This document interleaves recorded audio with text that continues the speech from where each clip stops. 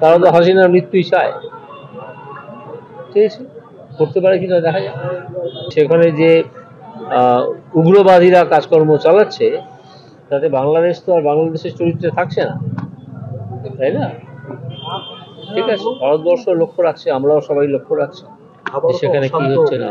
বিচারের নামে প্রহসন দেখেছি, আবার কিছু বিচারের মানে দেখতে পাইনি। যখন আমাদের সংখ্যালঘু সম্প্রদায়ের বিচার চেয়ে তারা কোর্টে গিয়েছিল, তো তাদের মারধর করা হয়, তাদের কোর্টে কোনো উকিল পাওয়া যায় না।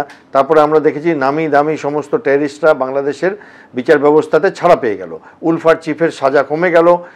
এই যে অস্ত্র পাওয়া গিয়েছিল, বম্বস পাওয়া গিয়েছিল, সেই চট্টগ্রামের সেই কেস নিয়ে সেখান দিয়ে ওয়াকআউট করে গেল বহু ক্রিমিনাল। আর আমরা দেখলাম যে আনসারুল বাংলার একজন বড় দাগি মানুষ, তাকে ছেড়ে দেওয়া হলো। এবং তারপরে আমরা এখন যেটা দেখলাম সেটা হচ্ছে এইটা শেষ ধাপ, যে এখানে একটা ক্যাঙ্গারু কোর্ট করে বাংলাদেশ তাদের নিজেদের আজকের দিনে যে বাংলাদেশের প্রধানমন্ত্রী তাকে মৃত্যুদণ্ড দিল।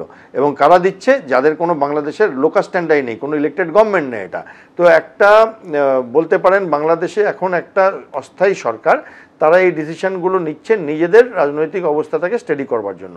এবং সেইখানে এইবার আমি আসি যে ভারত কি সত্যি ওনাকে ছেড়ে দেবে? আমার মনে হয় না।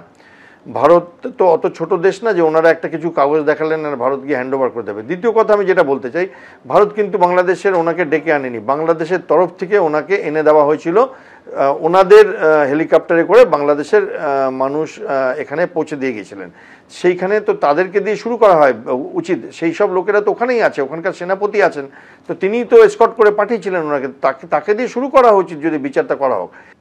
মৃত্যুদণ্ডের সাজা ঘোষণার পরই শেখ হাসিনা এবং আসাদুজ্জামান খানের প্রত্যর্পণের আর্জি জানালো বাংলাদেশ। ভারতের কাছে দুজনকে হস্তান্তরের আর্জি জানালো বাংলাদেশের অন্তর্বর্তী সরকার। হাসিনা এবং আসাদুজ্জামানকে আশ্রয় দেওয়া অবন্ধুসুলভ আচরণ, দণ্ডপ্রাপ্ত আসামিদের ফিরিয়ে না দিলে ন্যায় বিচারের প্রতি অবজ্ঞার শামিল। দুই দেশের প্রত্যর্পণ চুক্তি অনুযায়ী হাসিনা এবং আসাদুজ্জামানকে হস্তান্তর করা উচিত, বিবৃতি জারি বাংলাদেশের বিদেশ মন্ত্রকের। আর তারপরই পাল্টা প্রতিক্রিয়া ভারতের তরফে এসেছে, যেখানে বলা হচ্ছে ঘনিষ্ঠ প্রতিবেশী হিসাবে বাংলাদেশের স্বার্থে দায়বদ্ধ ভারত।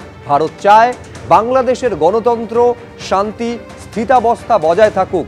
বাংলাদেশের স্থিতাবস্থা বজায় রাখতে গঠনমূলক ভূমিকা ভারতের। বাংলাদেশের ক্রাইম ট্রাইব্যুনালের নির্দেশ নিয়ে প্রতিক্রিয়া দিল্লির। ফাঁসির সাজা দিয়ে হাসিনার প্রত্যর্পণ চায় বাংলাদেশ। বাংলাদেশের আন্তর্জাতিক ক্রাইমস ট্রাইব্যুনালের নির্দেশ।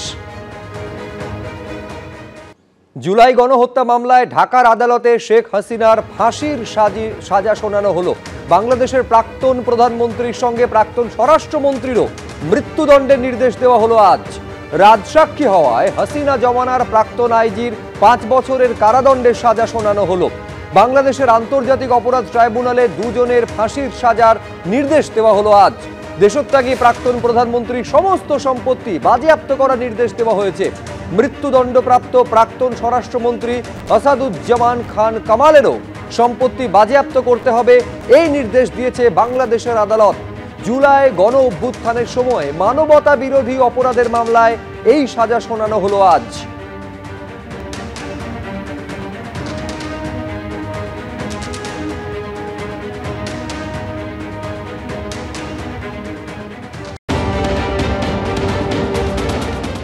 জনতার জয় হবেই হবে। এর থেকেও খারাপ অবস্থা আমরা সবসময় আন্দোলন করেছি, সবসময় আমরা সফলতা নিচ্ছি, গণতন্ত্র প্রতিষ্ঠা করেছি, বাংলাদেশের মানুষের আর্থসামাজিক উন্নতি আমরা করে এটা আমরা দেখেছি যে একমাত্র আওয়ামী লীগই পারে এই দেশের উন্নতি করতে, আর কেউ পারে না। একমাত্র আওয়ামী লীগই পারে এবং আওয়ামী লীগই পারবে। স্বাধীনতা এনেছি, অর্থনৈতিকভাবে উন্নতি করেছি, দেশের মানুষের অন্ন, বস্ত্র, বাসস্থান, চিকিৎসা, শিক্ষার ব্যবস্থা করেছি, দেশের মানুষের জীবনমান উন্নত করেছিলাম, সারা বিশ্বে বাংলাদেশের একটা মর্যাদায় নিয়ে গিয়েছিলাম। সেই মর্যাদাটা এই সুদখোর, খুনি, জঙ্গি, ফ্যাসিস্ট ইউনূস ধ্বংস করে দিয়েছে। এই দেশকে আবার আমাদের পুনরুদ্ধার করে গণতন্ত্র প্রতিষ্ঠার মাধ্যমে দেশকে আবার উন্নত করতে হবে। শেখ হাসিনার বক্তব্য আপনারা শুনলেন। এবার আপনাদের শোনাবো প্রাক্তন স্বরাষ্ট্রমন্ত্রী বাংলাদেশের মৃত্যুদণ্ডে সাজা শোনানো হয়েছে যাকে, সেই আসাদুজ্জামান খান কামাল, তিনি কি বলছেন।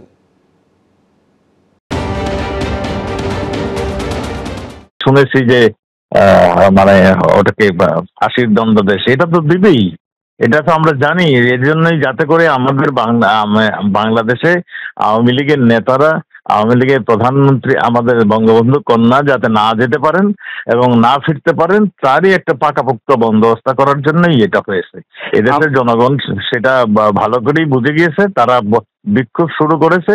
এটা প্রচন্ড বিক্ষোভে পরিণত হবে খুব শীঘ্রই। আমার বাসায় বৈঠকগুলি হতো, এটা একটা অফিসিয়াল বৈঠক, সমস্ত বাহিনীর প্রধানরা এখানে থাকতেন। এটা মিটিং কাউকে হত্যা করার জন্য কিংবা কোনো নির্দেশনা দেওয়ার জন্য না। হেলিকপ্টারের কথা আসছে, র্যাবের হেলিকপ্টারকে ব্যবহার করা হয়েছে, এটা বলা হয়েছে। র্যাবের হেলিকপ্টারটা অত্যন্ত একটা ছোট হেলিকপ্টার, এটা দিয়ে টার্গেট কিলিং অসম্ভব।